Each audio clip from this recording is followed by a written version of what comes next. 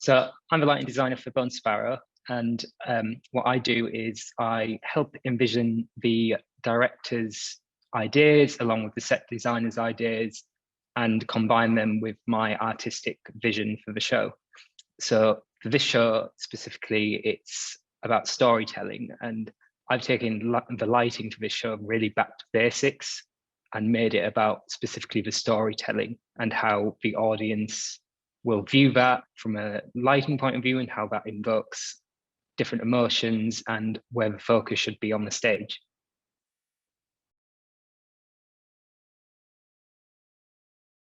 I start off with reference images. I find bits of work that inspire me, whether that's a landscape, a painting, a video, a film, and then I would show a director them images. So then we can both visualize the same palettes, the colors, the textures within them images. The other elements of the show, such as set and costume, really develop the design in a way. The colors of the costumes can really affect how lighting works on the stage. So there's different elements to the show.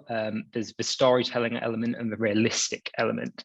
So I've tried to break it down into 2 to 3 different worlds of lighting almost. That we've got the realistic, the daytime and the nighttime worlds, and then the storytelling worlds, which are much more heightened reality and more abstract part of the design.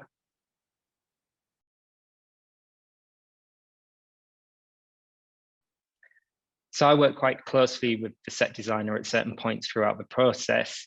Very early on in the process of the set design, the set designer created a model box, and that was really useful in seeing how she envisioned how the set would break down the different areas. And then from that, I would design a lighting plot that would then help enhance them areas and really pull the focus of the audience to them areas for the storytelling purposes.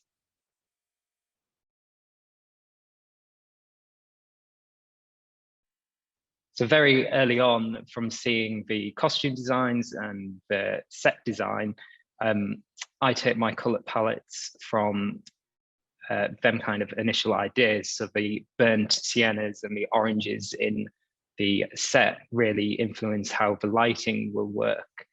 There's a lot of moments within the show where we've got a BP screen, a back projection screen, which is projected on, but also lighting plays a big part in the intensities of the colors and the saturations that creates for the scenes.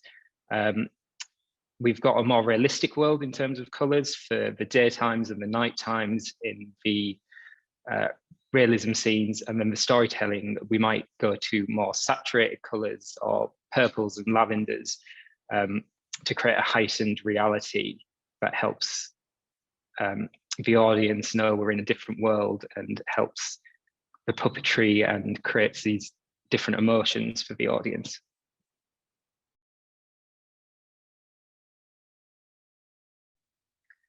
So mood and atmosphere, specifically the riot, is a good example where we've got to really heighten the scene, and that's achieved between a combination of different smoke effects, sound and lighting and projection in this show, as well as some real fire effects, which can sometimes fall within the lighting world, how special effects work in the show.